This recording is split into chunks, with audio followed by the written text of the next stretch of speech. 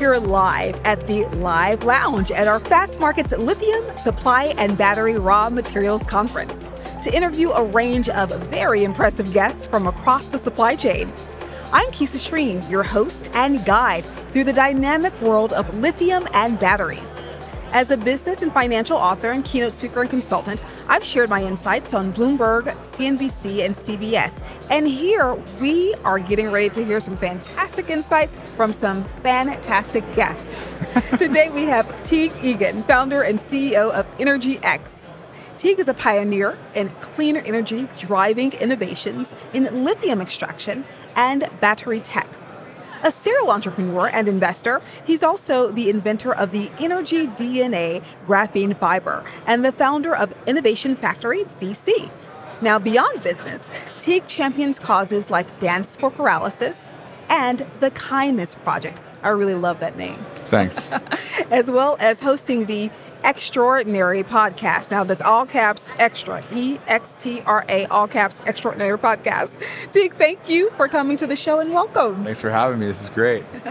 So you've been very open about having an early life that helped to inspire an entrepreneurial path. And I'm wondering if you can tell us a bit about what that was like and how your early experiences shaped who you are today. Yeah, definitely. I mean, I've known that I wanted to be an entrepreneur since I was very, very young. My father was an entrepreneur, a serial entrepreneur at that, always thinking about new businesses, new ideas, new solutions to problems. And, I got my entrepreneurial degree at the dinner table growing up. So, I tried to start businesses from a very young age. I was washing cars and doing things like that when I was younger. But Forget the lemonade stand. You said you're starting with cars. Yeah, okay. yeah. I probably did a few lemonade stands. Higher revenue in that. Yeah, a few garage sales. Yeah. But I tried to start some pretty obscure businesses since I was maybe 14 years old. Big idea type stuff. But yeah, I mean, a lot of it came from my dad, that inspiration, kind of that early mindset of thinking outside the box, problem solving, looking at, where gaps may exist or what new types of products could be invented. It really started from a young age. Did you talk to your friend? You talk about gaps, and it sounds like market analysis at the age of 14. Were you talking to your friends, your peers at that point to find out, would your bike run a little better if it had this type of gear on it? Like, what were those conversations like? How did you find out where the gaps were? It wasn't so much like that. It was, the first idea I came up with was I wanted to be able to mix. This was when I was probably actually 14, alcohol with juice, and to put them in the same bottle and have it be a really cool appearance where the bottle had a spiral divider. So when you poured it, whatever it was, like vodka and orange juice would mix together. And I'm not sure that really existed, something creative like that. The second idea that I came up with after that one didn't work, I was at a Miami Dolphins game and it was just pouring rain. And I said, why do the Miami Dolphins not have a roof over their stadium? And, I did some calculations and looked at how much revenue they were losing by all the people leaving the stadium. And I tried to go design a roof that could be built over this NFL stadium. And I was 16, and I recruited my older cousin to come join me. And that was a pretty fun adventure. We met with engineering companies. We met with all sorts of material suppliers. We met with architects. We put together this package, and we presented it to the owner of the Miami Dolphins at the time. And he thought it was a great idea. He put us in touch with his chief of staff of the Miami Dolphins, and we got to do a tour of the whole stadium. And he ended up selling the team the next year, and the new owner went and built a roof over the stadium. So that was somewhat validation of our idea. But just coming up with ideas like that and pursuing them. I didn't know how to build a roof, but I just went down the path, and it's just about starting, right? When I got to college after that, I came up with some small business ideas. But that was in college was the first time that I actually had a successful business. And I started a record label. I went to school in Los Angeles. And the first artist that we signed actually went #1 on iTunes. This is back when people actually bought songs on iTunes. Yes. And I made a couple $1 million in college. Wow. And that's what allowed me to invest into Tesla, and that's what got me interested in the energy transition, and allowed me to invest in a lot of different things. So with that, let's talk about, and you mentioned Tesla. I'm going to get back to Miami Dolphins and the NFL Connect a little later. But okay. You mentioned Tesla. I know that in the geopolitical space right now, we're seeing policies where maybe we won't see as many Chinese EVs coming into the U.S., which might bode well for the EV market here, but people are just looking at what they can afford, right? And so a lot of folks are saying, hey, can't afford that, would be nice. How are you looking at that investment now versus when you initially plunged into it? So if we look at then versus now and where the market is, what geopolitics are at play, what are your thoughts about then versus now? You mean investing in Tesla then versus now? Yes. Well, I mean, when I invested in Tesla, it was 2013.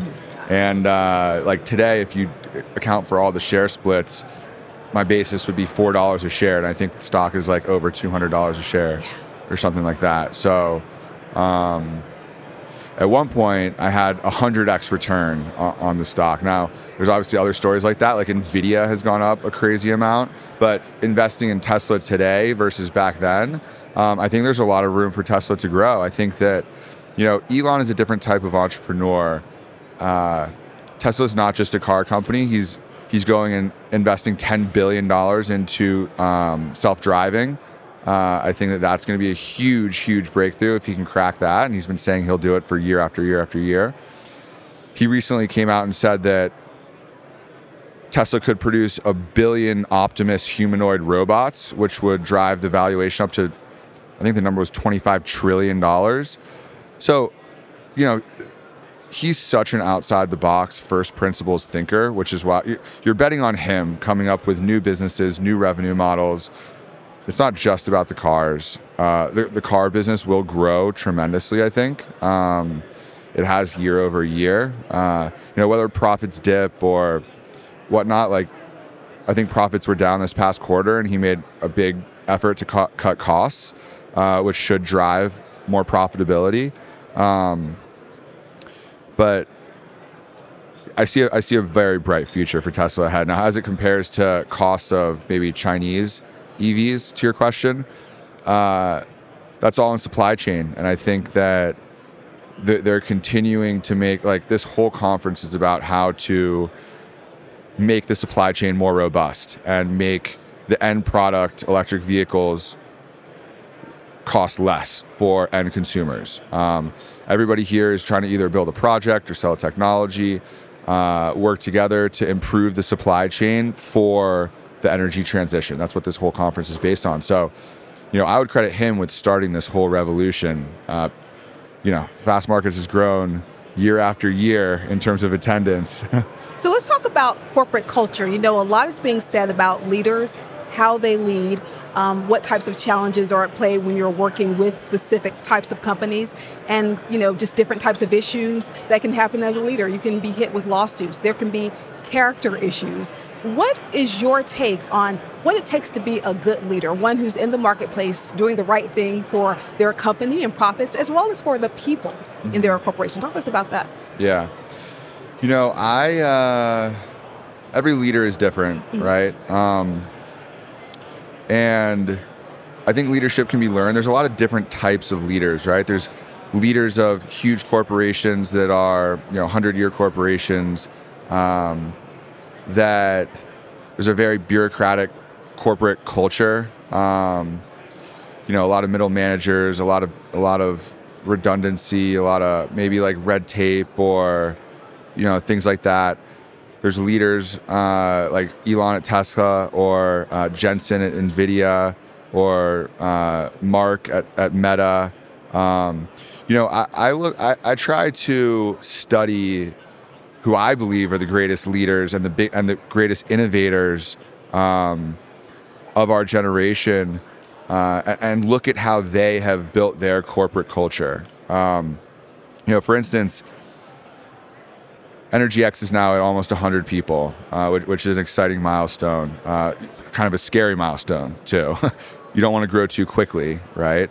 But some people are telling me, oh, you need hierarchy, you need delegation, you should only have a few direct reports, and then it's like build this like corporate hierarchy, and things will like go down and delegate through the ranks. And then I hear somebody like Jensen from NVIDIA say that he has 60 direct reports, and he, and then it's like there's feedback loops inside companies, right? And there's something that says people don't respond well if you criticize them in front of other people, right?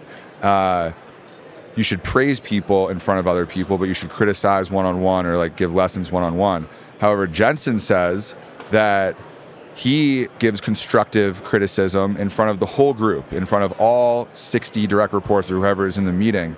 And because why should the one person that made this mistake, why should everybody else not be able to learn from that mistake, right? Now, maybe you need a little bit of thicker skin to be able to take constructive criticism in front of other people, but that's a difference in leadership, the way that Jensen does it, who has the biggest company in the world as of a week ago, exactly. Versus how other people may do it. Like that's a leadership characteristic and a company culture characteristic. So there's a lot of different ways to lead, and there's not like one specific right way, but the way that I like to think about it is trying to learn from all these people that I look up to, like Elon, like Jensen, like Steve Jobs. And what about character? Does character come into play in these? Absolutely. I mean, character is... Because you're naming some names that, quite frankly, we hear a lot of news stories now about their character. Yeah. I mean, character is within inside yourself, right?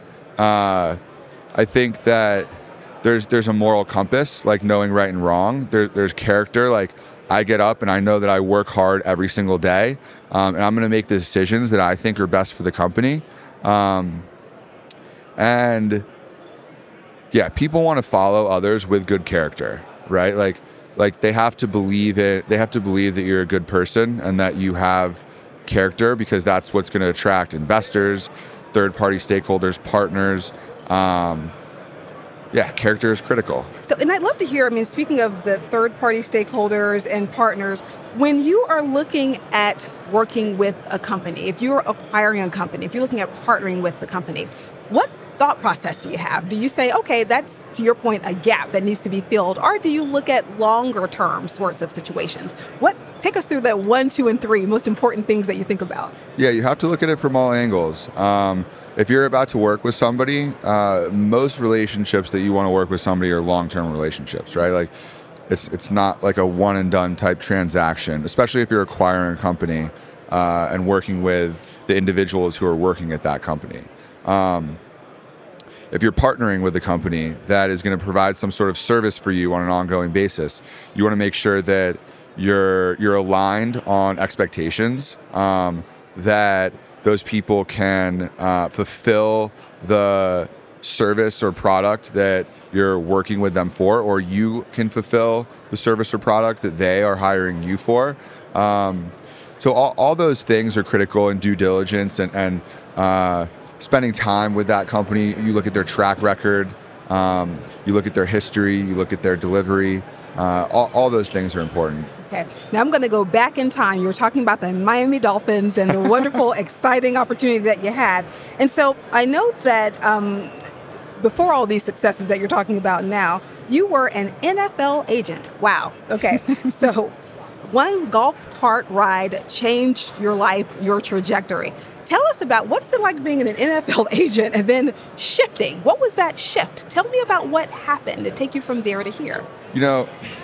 Everybody has their story, right? And I haven't answered this question in a long time. And actually, a lot has changed since I last answered this question. So when I was in college, I told you about my record label, right? And I'm 20 years old and I sign this artist, and we blow him up and he becomes the #1 artist on iTunes, and I'm making millions of dollars. And all my friends that were on the USC football team saw me as probably their most successful friend, and somebody that they looked up to and thought that I could help them, right? Like they wanted me to represent them the same way that I was representing this artist, right?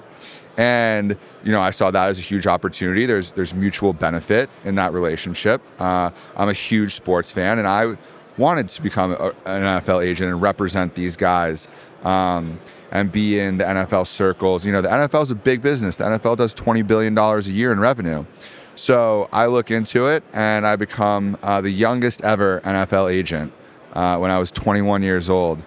And the reason that I know that I was the youngest is because in the NFL bylaws, it says that you have to have an undergraduate and a graduate degree, of which I had neither. I had not graduated from college yet. But there was one line that said, or you can have sufficient negotiating experience, which I did have because I had negotiated all these contracts for the record label, right? So I ended up getting approved and becoming an agent. And I was a college student at the same time. And, I had a golf cart that I drove around campus, kind of like Van Wilder. Rules are meant to be broken, in my opinion. And you never get ahead unless you challenge the status quo or think outside the box or make a name for yourself, the same way that I've been doing with EnergyX in the lithium market or the lithium industry. And, I had made a name for myself in the music industry by having a #1 artist. I made a name for myself at USC by driving a golf cart around campus with the logos of my company all over it. I made a name for myself becoming the youngest ever NFL agent. However, back then, and this is kind of what's changed, student athletes could not accept any sort of like monetary benefits or contributions from anybody really, much less NFL agents. And I had this golf cart, and I saw my friend who was the new star freshman running back on the team, a 5-star recruit, and we would hang out all the time, and he flagged me down and asked for a ride in my golf cart to the practice facility. So pick him up, drop him off. It was like a 5-minute golf cart ride, and USC said that, and the world and the NFL said that was an extra benefit worth $5, this golf cart ride, and they suspended him for a game and tried to expel me from USC. So they saw this as a Lyft, Uber, cab situation. Yeah, but this is far before Lyft or Uber existed. But yeah, essentially, my golf cart ride was worth money, and they made him pay $5 to charity, and they suspended it for a game, and they immediately revoked my NFL agent license. Fast forward to today, I'm not sure if you're familiar with NIL, name, image, and likeness, where student athletes are getting millions and millions of dollars for sponsorships or whatnot, and the NCAA just lost an antitrust case as a monopoly and has to pay current and former athletes $2.7 billion in retribution for not allowing them to accept any sort of monetary contribution for their name, image, and likeness. So just a crazy situation. I was ahead of my time, but that failure and that whole thing I learned a lot from, and has translated to my business today and translated to who I am as a person. When we started EnergyX and we were vying for the Bolivia bid, which was our first pilot plant, I turned in the final report 10 minutes late and lost that. And that was having that happen to me in the NFL agent thing, where I almost got expelled from my school, I lost my NFL agent license, was a low for sure. I was getting death threats from avid USC fans, and I don't really make anything of that, but it was definitely a low. But as a person, I just had to get through that. And for me, it's just I'm steady state. Whether it's a super bad thing that happens like that, or a super bad thing that happens like losing the Bolivia contract, or a super high thing like when we raised, our Series B, 50 million from General Motors or POSCO or, these other companies. There's highs and there's lows. And for me, it's just keep fucking moving. So I'm hearing what I perceive as a key character trait that you seem to exhibit is really having perseverance. But I'm not you. So I want you to tell me, what character trait do you think has really taken you from those lows that you talk about to where you are now, that you see growing, you see that character trait developing like a muscle inside of you, whether it's other people who constantly tell you that you seem to have this trait or you think of it yourself. What character trait do you think has really made you to be the person you are now? So when I started EnergyX, I had to leave LA. I knew that I would never be able to accomplish or fulfill my true potential staying in LA. And I moved to a reclusive village in Puerto Rico all by myself, where I could just focus on building this company into what I knew it could be. And when I did that, that was back in 2018, I started, every year I would make New Year's resolutions, but I started giving a theme to each year of some character trait that I really, really wanted to focus on. I have them written down here. Oh, he's pulling them out of his pocket. Okay. There's six. There's six so far, okay. I guess, right? Because I've been doing this for 6 years. I just want to make sure I get them in the right order. And we didn't plan this. Like, this just came, you pulled this out of your pocket because you had an intention behind this. All right. In 2019, that was my year of patience. Okay. And I kind of felt like I was always go, go, go, go, go, which I am. But in the early days of building EnergyX, like, things were very slow. Like, I was still matriculating my thoughts. I was... now I don't have enough hours in the day. Everybody wants my time, but back then I couldn't. I might have one meeting a week, So that was really my year of patience, and I worked really hard to focus on patience and think about patience and incorporate patience into my life, because it doesn't happen overnight. As fast as we want it to happen, now we've been working on EnergyX for 6 years, or almost 6 years, maybe 5.5 years, but patience was absolutely critical, right? Then the next year, in 2020, and what I wrote for that, I go, practice more patience in life. It's not always a race, and sometimes the smart decisions come with time. That was my year of patience. Then in 2020,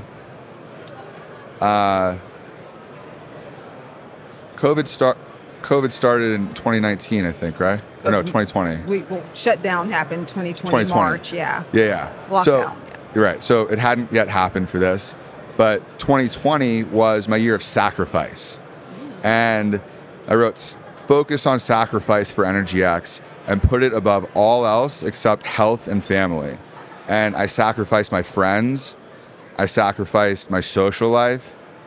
I even, to a great degree, sacrificed my family and my health. I was in Puerto Rico all by myself, just horse blinders on, sacrificing to build this company. And I go, sacrifice pleasure and desires with no FOMO and put in the work that others aren't. It will pay off in the long run. So 2020 was my year of sacrifice. Then 2021 came along, and we, hit COVID in 2020, and that was my year of perseverance, which is the characteristic that you said. And I said, and I quoted Jimmy Valvano in my New Year's resolution, and I said, don't give up, don't ever give up. 2020 was a hard year for everyone. Practice perseverance in daily life and with long-term goals. And 2020 was incredibly hard for everyone, right? Like, COVID was just a crazy time, and a lot of people didn't make it through that. A lot of people lost loved ones, and a lot of other people's perseverance was probably harder than mine, right? Well, and when you're talking about this, is this something that you look at when you're hiring talent? So you've laid out to me, listen, I was very thoughtful about this. I was very intentional. Is this the sort of thing that you look for? Not necessarily someone who comes in with a list, but someone who's very intentional about how they want to look at the big picture as opposed to someone that's really focused on go, go, go? Like, are these items, characteristics that you apply when you're hiring talent? Absolutely. I look at all of that. This is who I am. It's not necessarily who everybody else is. I look for similar qualities in me, but I also look for different qualities. I want people that can complement me that may not have what I have, and I have what they don't have. So it's really a balance. We're hiring for a lot of different positions, be it engineers or business development or commercial people or operators. For instance, we're hiring a lot of veterans, and in that I look at discipline. Being in the military requires a lot of discipline, and that's something that, we look for in our operations team, people that will be deployed to the field to operate these plants and things like that. So there's a lot of different characteristics and qualities that I look for that are job specific. We talk a lot about, or you spoke a lot about some of the characteristics that you like and people who have things that you want to emulate. I'm wondering if you ever sit down and think, this could be going down a bad place. I don't want to emulate that. Are there things that you see that you want to course correct on at this point? There are. And, I've had executives that we've hired into the team that haven't worked out, that I've butted heads with. And, again, this goes back to like, what I look at in leadership, how I look at Elon or how I look at Jensen or how I look at Steve Jobs. Like, those were really, really hard leaders. And I actually embrace the fact that I'm a tough leader. At the end of the day, I'm the decision maker in my company, and it hasn't worked out with a few people, and it's worked out with a bunch of people. And, turnover sucks, but it's just part of growing the company into, what I know it can be. And now we're at 100 people and we're building big projects. And I know that I'm going to wake up every morning and work 18 hours a day on EnergyX, and we're going to accomplish our goals, right? And it's just perseverance, ignoring the highs, ignoring the lows, and just keep on going. So let's talk with 10-year-old Teague for a moment. If you could go back in time and share some, and this is before you went to that Miami Dolphins game, before all that, when you were, had your first lemonade stands, etc. If you could go back and tell yourself a couple of words of wisdom, what would that be? And remember, 10-year-old Teagan doesn't know exactly, I don't think you knew exactly where you're going to be at this point in life, right? I did not. Okay. I did not. So what would you tell your 10-year-old self, knowing what you know about yourself, about life, about people, about human behavior? What would that be? So I was extremely fortunate to have a father who built really big businesses. My father started Alamo Rent-A-Car and sold it for nearly $600 million. So he went through all the things that I am going through. So I in essence had that guiding light when I was 10 years old. And that's why I know that I've wanted to be an entrepreneur since I was 10 years old or 12 years old or whatever I said, right? Now, I think there would be things probably that I would definitely tell myself to have not sold Tesla. I bought it, but I sold most of it. I think that there's not much that I would want different. There's not much I would change. I think that I've given you examples about how I've learned from these instances of failure, be it the NFL agency thing or losing the Bolivia contract. I always choose to see the silver lining, right? Like, I lost that contract 2 years ago to the day, and they haven't produced a single, they haven't made any progress. The country is bankrupt. And if I would have won that contract, our company might be bankrupt too right now. You never know. There's this story of the Chinese farmer that I'm sure you've heard. I'm not going to tell the story of the Chinese farmer right now. People can look up the story of the Chinese farmer, but you never know what could happen next, right? So I'd like to end here with a fun fact about you. You've shared so much with us. I'm sure there's something you're keeping to yourself. So I'm wondering if there is a fun fact about you that could be maybe a sport that you play, that could be a hobby that you have, something that would really give somebody insight, like, I knew he was a hockey player at heart. I knew he was. Tell us something that not many people know about you, a fun fact that might give us a bit of insight into you and who you are. I am an adventurer. And, this is maybe known, maybe not known, but I've been to 77 countries. I've been to all 7 continents. I've hiked in the glaciers of Antarctica.